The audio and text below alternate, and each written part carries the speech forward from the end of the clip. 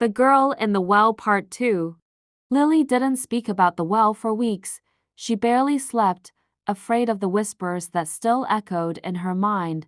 Every night, when the house was silent and the moon cast long shadows on her bedroom walls, she swore she could hear it. Not yet. Ben tried to get her to talk. He had been the one to pull her out. After all, he had seen the fear in her eyes, had watched the way she trembled. But every time he asked what had happened down there, Lily would shake her head. It was just the dark, she would say, just my imagination. But it wasn't. One evening, she sat on the porch, watching the fireflies blink lazily in the tall grass. She held an empty jar in her hands, rolling it between her fingers. She hadn't caught a single firefly since that night. Something about trapping them again felt wrong, like she owed them something. A breeze rustled the trees, carrying a sound that made her blood run cold, a whisper. She shot to her feet, her breath hitching. The whisper wasn't coming from the wind, it was coming from the well. Lily turned toward the meadow, her pulse pounding. She had promised herself she would never go back. She had sworn that whatever lurked in that darkness could stay there, forgotten. But the whisper called her by name, and it sounded like Ben. Her stomach twisted. No, Ben was inside. She had just seen him, but the voice was perfect, the same way the thing pretending to be him had sounded before. Her feet moved before she could stop them, carrying her through the tall grass.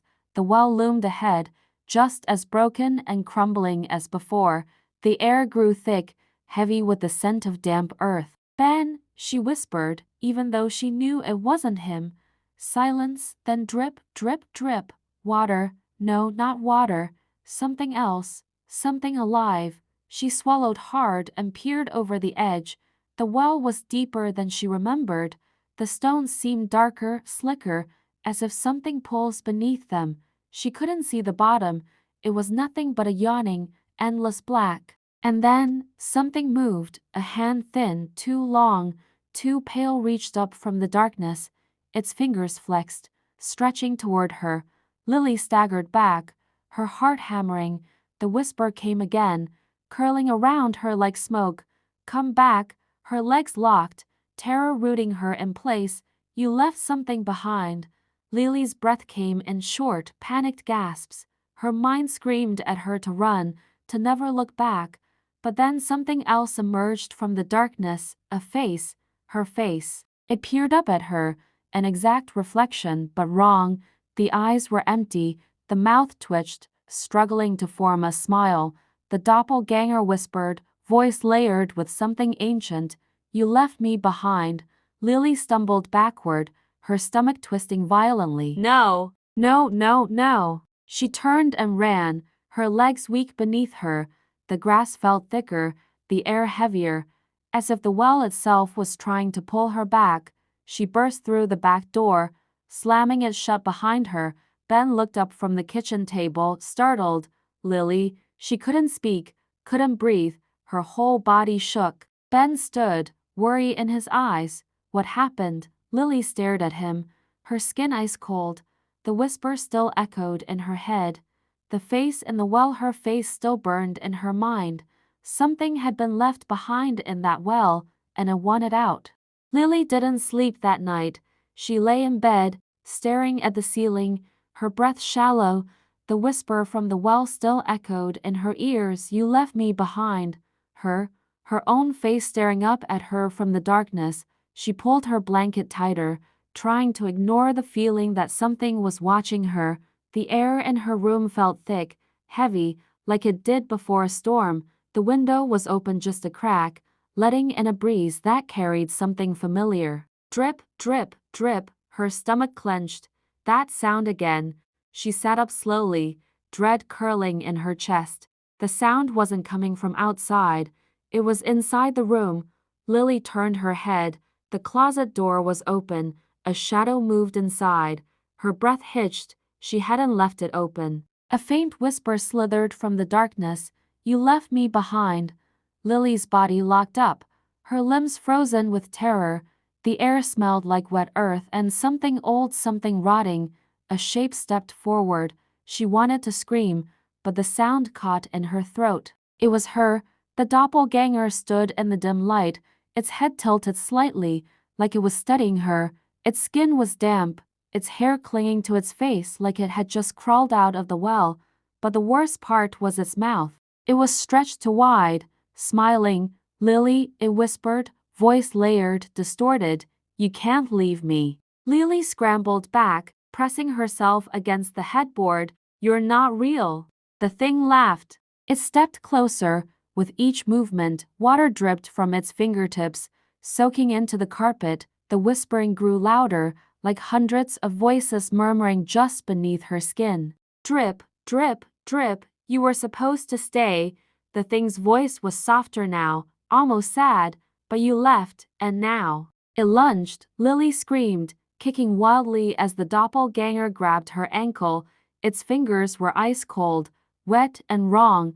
The moment it touched her, a flood of images crashed into her mind. The well, the darkness, something shifting beneath the stone, waiting. She twisted, yanking her leg free, tumbling off the bed. Pain shot through her knee as she scrambled toward the door. Behind her, the thing crawled, its limbs bent at unnatural angles, its head twitching as it whispered, "Come back." Lily threw the door open and ran. She stumbled into the hallway, her breath coming in ragged gasps. The house was too quiet. The shadows in the corners fell deeper, stretching toward her. She burst into Ben's room, slamming the door behind her. "Ben, wake up," he groaned, rolling over. "Lily, what?" The whispering seeped through the walls. Lily backed away, her whole body trembling. "It's here." Ben sat up, groggy. "What are you talking about?" A soft knock came at the door. Lily grabbed Ben's wrist, squeezing hard. "Don't open it." The knock came again, gentle, patient. Then her own voice. "Ben?" His eyes widened. He looked at Lily, then at the door. "What the hell?" The knob began to turn. Lily's heart slammed against her ribs. "It's not me," she whispered. "Don't let it in." The door creaked open. The hallway beyond was dark. The air was thick with the scent of damp earth. And then, from the shadows, it stepped inside. The doppelganger smiled. "Why did you leave me behind?" Lily grabbed Ben's arm, her fingers digging into his skin. "Ben, we have to go." But Ben just stared, his face paled, his body frozen in place. The thing stepped closer, water pooling at its feet. Lily grabbed a glass of water from the nightstand and threw it. The moment the water hit the doppelganger's skin, it shrieked, its flesh sizzled, steam rising from the spot where the water touched. It staggered back, its mouth twisting into something grotesque, its voice warping into an inhuman wail.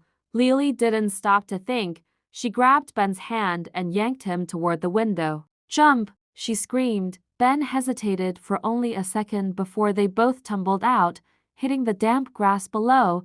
The whispering howled behind them.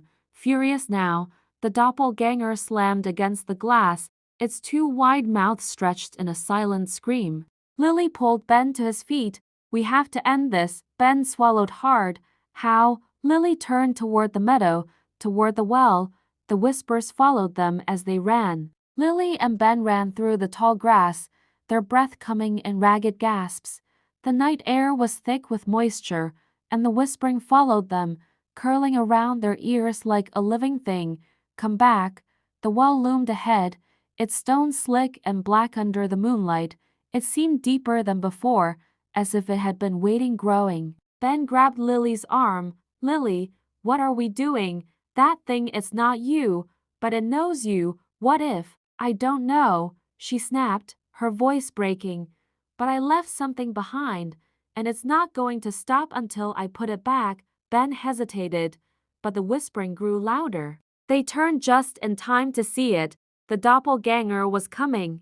It moved unnaturally, its limbs bending the wrong way, its body dripping with that awful dark water. Its face, their face, Lily's face twisted into something desperate, something hungry. "Don't," it whispered. "Don't make me go back." Lily felt something deep in her chest twist violently. There was pain in its voice, a raw, aching sadness that made her want to stop to listen. Ben took a step back, Lily, what if it's telling the truth? Lily shook her head. No, it's not me. It never was. The doppelganger's too wide mouth quivered. Then it lunged. Lily shoved Ben aside just as the thing crashed into her, its wet, freezing hands locking around her wrists. Instantly, her mind was flooded with images not hers, but its. She saw the well from the inside, saw herself looking down, saw the thing reaching, begging to be let out, and she felt at the pull, the overwhelming terror of being left behind, forgotten, trapped in the dark forever. A voice, no, voices whispered from deep within her mind. You were supposed to stay. Her body went cold. The doppelganger's grip tightened. We were one. Drip, drip, drip. Lily's legs buckled. She felt herself being pulled toward the well, her feet dragging across the damp earth. No, no. She clenched her teeth and shoved back. Ben now. Ben moved fast. He grabbed the jar from Lily's pocket, the empty firefly jar. Without hesitation, he ran to the well, scooped up water from the stones, and threw it at the doppelganger. The reaction was instant. The thing let out an inhuman scream, its skin sizzling, its form flickering between solid and shadow, its grip weakened. Lily took her chance. She yanked herself free and shoved it with everything she had. The doppelganger stumbled back, its blackened eyes locking onto hers. Lily, it whispered, almost pleading. Then it fell. The well swallowed it whole. The whispering screamed, the sound rising in an ear-splitting crescendo. Then silence. Lily and Ben stood frozen, panting. The night was still, even the fireflies had disappeared. Ben swallowed hard. Is it gone? Lily's gaze remained on the well, her chest heaving. The dark inside was no longer moving, no longer whispering. She exhaled. I think so, but deep in the well, far beyond where the moonlight touched, something stirred. Not yet.